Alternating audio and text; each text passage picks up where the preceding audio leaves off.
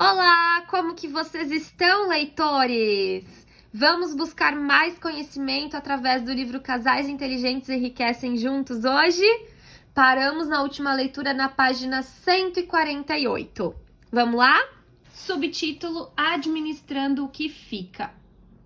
Muitos de meus leitores questionam minha teoria de formar uma massa crítica capaz de gerar renda infinita. É o dinheiro poupado, e o dinheiro poupado fica para quem? É uma das perguntas que ouço com maior frequência. Obviamente, deixar como herança uma poupança que gere renda é uma alternativa a deixar bens materiais. Uma das principais fontes de oportunidade do mercado imobiliário são os herdeiros, que após a conclusão do inventário, rapidamente se desfazem de propriedades de família. Há até, infelizmente, corretores imobiliários inescrupulosos que frequentam velórios e apresentam-se como amigos dos falecidos apenas para criar a oportunidade de oferecer um cartão e abrir as portas a futuros negócios. Propriedades herdadas são em geral vendidas a preços baixos devido à urgência de cobrir dificuldades financeiras dos herdeiros ou para partir o bolo sem maiores sofrimentos. Quando os investimentos de família são discutidos entre pais e filhos, isso normalmente não acontece. Mas, se os pais resolverem deixar uma poupança em vez de bens, os resultados poderão ser bem mais satisfatórios se a visão da independência financeira for compartilhada entre todos. Em lugar de deixar bens e os gastos que vêm com eles, impostos, manutenção e condomínio, entre outros, os pais deixam uma fonte de renda aos herdeiros. Talvez antecipem em vários anos a aposentadoria dos filhos. Tenham em mente o fato de que uma boa quantia no banco rende juros volumosos, em geral maiores que os dos imóveis de mesmo valor renderiam de aluguel ou uma fazenda traria como retorno com sua atividade. Em vez de legar a seus filhos bens imobiliários de difícil negociação, por que não aceitar a ideia de lhes passar uma renda e uma boa educação financeira? O argumento de muitos que não poupam é de que o dinheiro no banco não está seguro. Não compartilho essa opinião, mesmo porque o Banco Central do Brasil e o da maioria dos países adotaram normas de funcionamento para os bancos que praticamente eliminam o risco de quebra. Existem, porém, outras formas de fazer o dinheiro crescer, seja comprando e vendendo bens de valor, seja abrindo um negócio próprio. Qualquer forma de multiplicação do dinheiro requer algum dinheiro. E vocês só o terão para investir se começarem a poupar hoje. O planejamento financeiro em família pode garantir a perpetuação da riqueza. Para isso, é preciso oferecer aos filhos uma boa educação financeira, incentivá-los a investir e compartilhar com eles planos, objetivos e sucessos de investimento. Talvez nem todos os filhos assimilem o conhecimento financeiro da mesma forma, o que pode gerar no país certo receio de que uma herança desapareça rapidamente. Há meios de prever isso. A forma mais simples de garantir que os desejos dos pais em relação ao futuro financeiro dos filhos sejam efetivados é através da consecução de um testamento.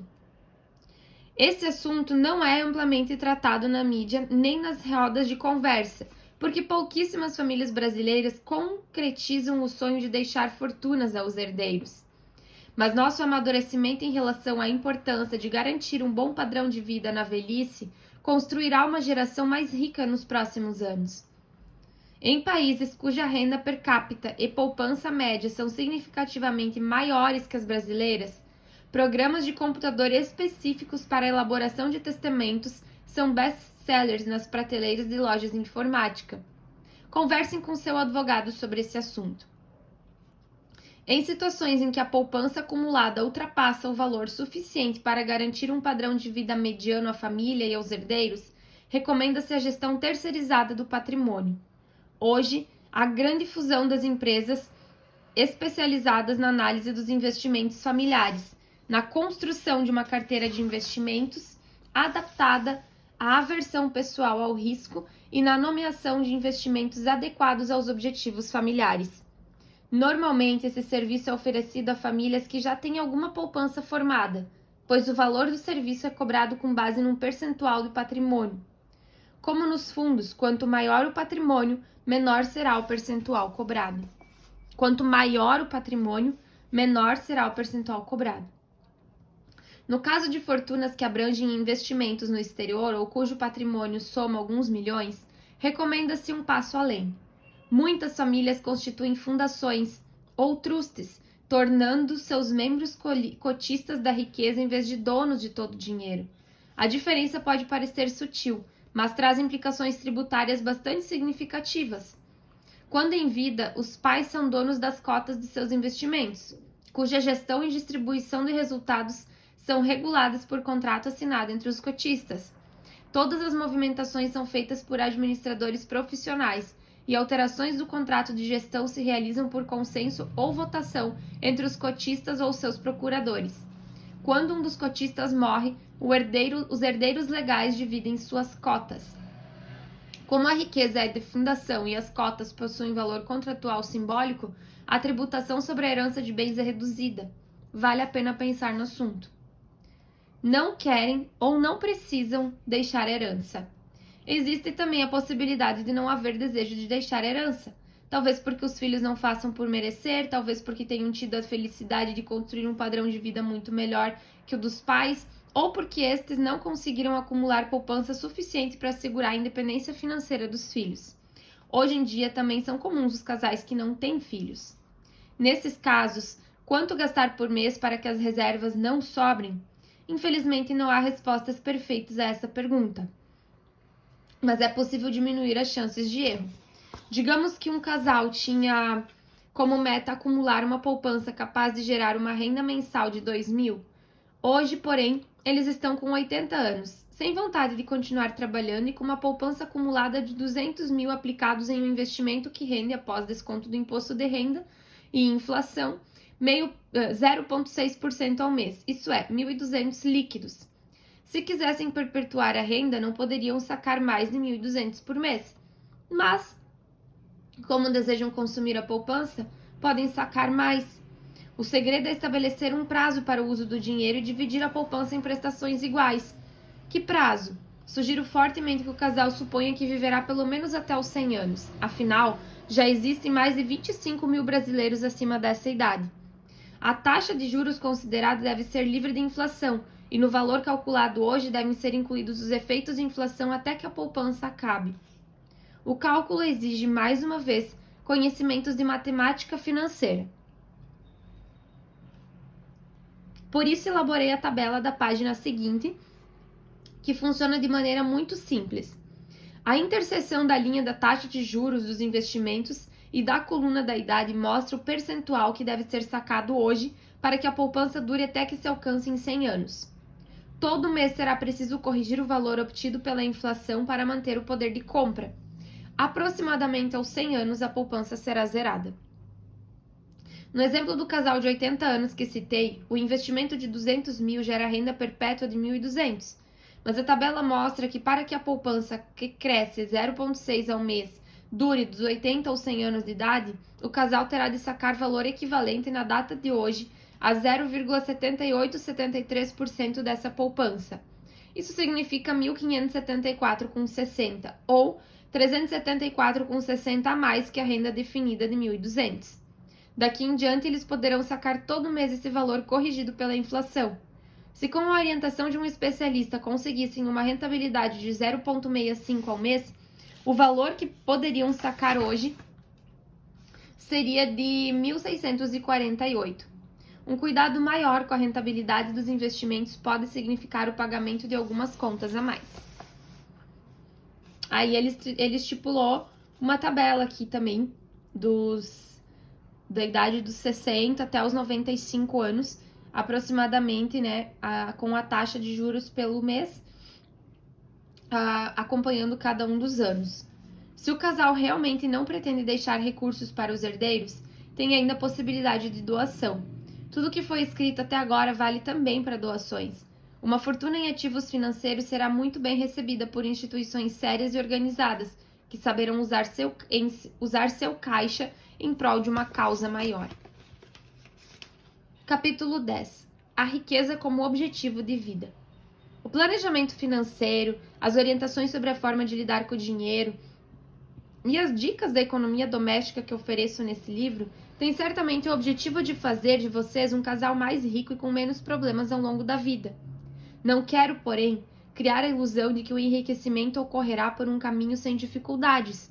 Sempre haverá dúvidas. Vocês terão frustrações com algumas perdas. Seu plano precisará ser revisado algumas vezes, e talvez em algumas dessas revisões terão de adiar seus objetivos por alguns meses ou anos. Todavia, quanto mais cuidadoso for o planejamento, tanto menor será o sofrimento causado por situações indesejáveis. Se perderem dinheiro com algum investimento, isso será triste. Pior será, porém, se um dos dois pensa em investir e outro prefira usar esses recursos em consumo. Deixamos de viajar para você aplicar essa quantia em ações e agora me diz que perdemos dinheiro? Se algum dia tiverem uma discussão áspera por erros de planejamento financeiro, parabéns. Não existe relacionamento sem pequenos conflitos. Se a razão do conflito for a busca de acordo em relação ao futuro melhor, ótimo. Ambos estão lutando por maior convergência. Esse tipo de conflito é muito melhor que o conflito completamente diferente, dando origem a uma luta em razão dessa divergência. O ponto é, a busca de um futuro financeiro estável e seguro traz paz. É como ter uma garantia por trás de cada decisão que tomamos. Talvez não vivamos tempo suficiente para atingir nossos objetivos, mas teremos vivido felizes por levar uma vida motivada por objetivos. Isso faz toda a diferença. Tempo e recursos limitados. Desistimos da ideia de enriquecer? Alguns leitores podem sentir-se frustrados com algumas passagens desse livro nas quais demonstro simulações e apresento tabelas. Vocês não devem desanimar se, com os recursos disponíveis mensalmente, após espremer ao máximo o orçamento, os prazos para atingir os objetivos parecerem longos demais ou os juros necessários parecerem inacessíveis. Esbocem seu plano e ponham-no em prática na medida do possível. Talvez vocês não tenham condições de obter a independência financeira dentro de um prazo razoável. Não importa, persigam o sonho. Se conseguirem garantir que uma parte significativa dos seus gastos mensais atuais seja coberta por recursos próprios, isso já será um peso a menos nas costas ao longo da vida. Parte da sua renda futura será custeada pela Previdência Social se contribuírem regularmente. Uma parte mínima, mas isso é melhor que nada. Não contem com avanços nessa área. Talvez encontrem alguma atividade prazerosa e remunerada na velhice. É uma questão de se preparar para isso. Da mesma forma que nos preparamos para entrar no mercado de trabalho. Pode ser um caminho. A perda do emprego ou a aposentadoria formal trazem algum fôlego para as reservas de recursos na forma de eventuais indenizações, bonificações ou através do Fundo de Garantia por Tempo de Serviço, FGTS.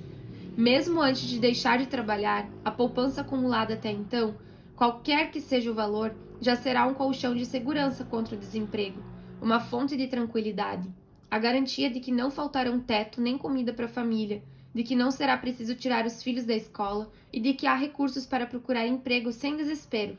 É apenas uma questão de tomar uma atitude hoje. Acidentes no meio do percurso. Teorias de planejamento afirmam que qualquer tipo de plano existem fatores críticos que, se tratados adequadamente, conduzirão ao sucesso. No caso do planejamento financeiro familiar, isso quer dizer que, se fatores críticos como rentabilidade dos investimentos, riscos assumidos e disciplina na gestão de recursos e nas aplicações forem levados a sério, haverá grandes chances de o plano ser bem-sucedido. Digo grandes chances e não certeza, porque nunca estamos livres de acidentes. Existem aspectos alheios ao nosso controle e à vontade, cujos efeitos podem ser minimizados, mas muitas vezes são inevitáveis. Vejam alguns exemplos. Se vocês tiverem convênios, poderão prevenir ou adiar problemas de saúde, mas jamais estarão imunes a doenças graves ou acidentes. Se tiverem insegurança, poderão diminuir a probabilidade de sofrer roubos e assaltos, mas nunca estarão completamente imunes às ações dos amigos do alheio. Se investirem na educação dos filhos, aumentarão a probabilidade de que eles tenham um futuro próspero, Mas isso depende em grande parte dos sonhos e da visão de mundo deles próprios. Ninguém jamais poderá lhes garantir isso. Ainda que vocês tenham um fundo de reserva para a troca do automóvel, talvez o carro atual tenha um sério problema mecânico e seja preciso gastar mais do que existe no fundo de reserva para consertá-lo. Por melhor que seja sua casa, todos estão sujeitos a desastres naturais e existe a possibilidade de um dia vocês perderem parte do patrimônio que têm. A história mostra que o Brasil é um país de elevado nível de risco, já que as regras do jogo mudam ao longo do tempo, geralmente para prejudicar a maioria. Esse problema tende a diminuir com a melhora da educação da população, mas algumas variáveis do seu plano sofrerão mudanças ao longo da vida. Entendam que vivemos em um ambiente de risco. Isso não é totalmente ruim, pois onde há risco, há maiores oportunidades de ganho.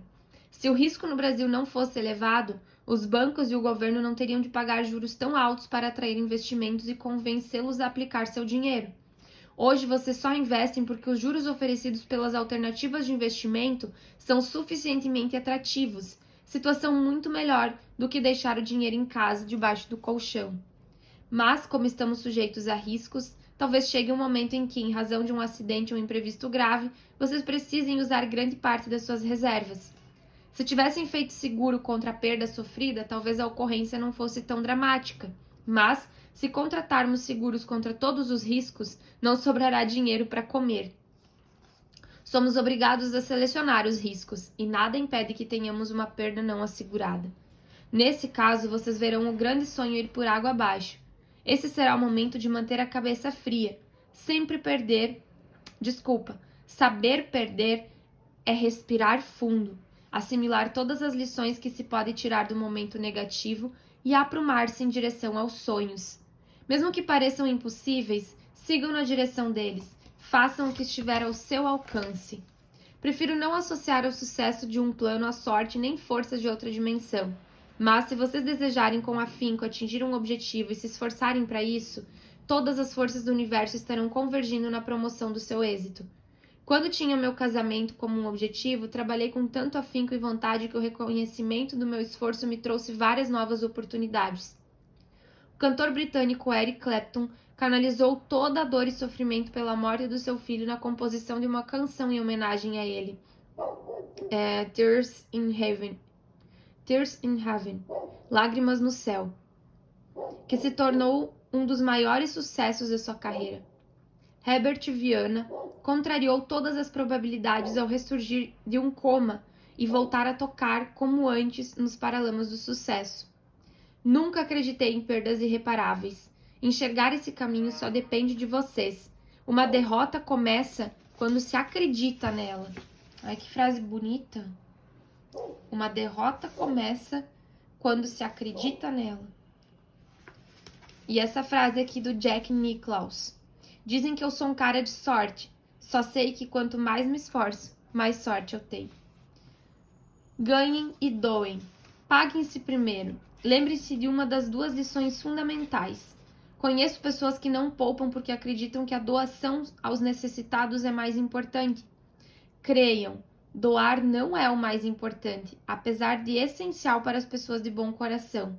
Admiro muito todos aqueles que dividem seu sucesso financeiro com os necessitados, mas discordo profundamente dos que dividem todo o resultado do seu sucesso.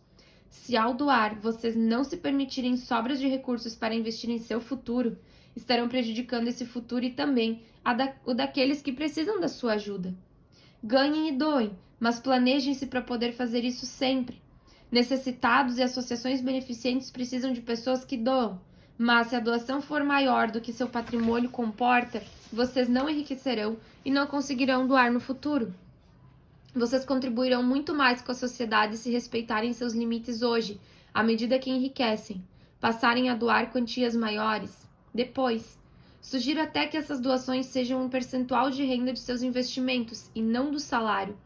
Nos Estados Unidos, a grande maioria das doações a instituições humanitárias vem de famílias financeiramente independentes, e os valores por família chegam aos milhões de dólares. Doação não consiste somente em dinheiro. Se o dinheiro não sobra, doem tempo. Há muito trabalho voluntário a fazer pelos necessitados do nosso país. Será que uma contribuição de R$ 20 para pagar parte dos medicamentos de um velhinho interno em um asilo vale mais do que 2 horas de sábado de um voluntário destinadas a conversar com ele? O mesmo serve para contribuições voluntárias e associações e igrejas. Se o objetivo for contribuir, vocês serão responsáveis pela criação de condições para contribuir cada vez mais. Cada religião tem seu credo e sua forma divina de recompensar as contribuições voluntárias. Mas, se a atual maneira de fazer isso inviabilizar as contribuições futuras, vocês estarão contra seus objetivos pessoais e de fé. Se sua crença determina o pagamento do dízimo, vocês devem assumir pelo menos o mesmo compromisso consigo mesmos. Se é possível viver com 90% dos ganhos, você tem de encontrar meios de viver com 80%. Caso contrário, amanhã não haverá percentual nenhum para contribuir com a igreja. Sua riqueza é maior do que vocês imaginam. Pessoas que vocês nem conhecem ganham muito mais com a sua riqueza. Além do bem-estar que a riqueza proporciona à família, como exemplo para os mais novos, como um lar que oferece conforto nas reuniões familiares, como um lastro de garantia quando alguém precisa, como a viabilização de celebrações familiares, vocês também trazem bem-estar a seus vizinhos. A maior capacidade de consumir produtos e serviços de seu bairro leva a riqueza às famílias próximas. A capacidade de cuidar melhor do seu bem-estar ajuda a preservar empregos. Seu interesse em compartilhar com amigos oportunidades de investimentos e conhecimento financeiro cria cadeias de prosperidade, que normalmente dão em retorno novas fontes de informação. Informações sobre riqueza devem ser compartilhadas. Se vocês agora sabem como enriquecer, tragam as pessoas queridas para esse objetivo comum. Se alguém lhes pedir dinheiro emprestado, proponham-se discutir as reais fontes do problema em vez de simplesmente ajudar com dinheiro. Isso não tem preço. Seu enriquecimento é uma forma de contribuir não somente com aqueles que os rodeiam, mas com a sociedade em geral. A razão de grande parte dos problemas brasileiros é a incapacidade do povo de poupar. Os juros são elevados porque o dinheiro que empresta é escasso. Se as pessoas levassem mais dinheiro aos bancos, estariam ao mesmo tempo fazendo mais riqueza, com os juros, e forçando essas instituições a reduzir os juros. Se menos gente precisar de dinheiro emprestado, os bancos começarão a liquidar dinheiro oferecendo a juros menores. Talvez vocês perguntem, mas os bancos não perderão dinheiro ao manter os juros das aplicações e reduzir os juros dos empréstimos? Não, isso jamais vai acontecer. Os bancos, como núcleo do capitalismo através de sua função de intermediação financeira, deverão ganhar dinheiro sempre.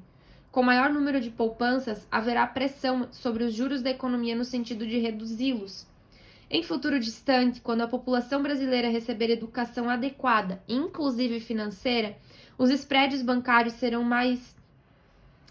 mantidos e as aplicações financeiras também pagarão menos juros. Assim, em uma economia mais rica, não teremos mais os juros elevados que garantirão nosso enriquecimento? Sim, teremos. Apenas não serão mais juros de renda fixa ou títulos do governo. Com juros mais baixos e riqueza mais abundante, as empresas terão melhores condições de captar dinheiro para crescer. A economia evoluirá de forma mais consistente. Haverá mais riqueza na circulação e o mercado terá comportamento mais previsível. Com isso, o risco diminuirá e o mercado de ações terá comportamento mais coerente, tornando-se interessante a todo tipo de investidor. É exatamente isso que acontece nas economias desenvolvidas. Utopia? Não, é uma questão de planejamento. Trata-se de algo que poderá ocorrer daqui a algumas décadas, desde que o horizonte de realização de obras sociais de nossos governos cresçam além dos atuais 4 ou 8 anos. Um futuro melhor depende de vocês mesmos e de mais ninguém. Sejam felizes.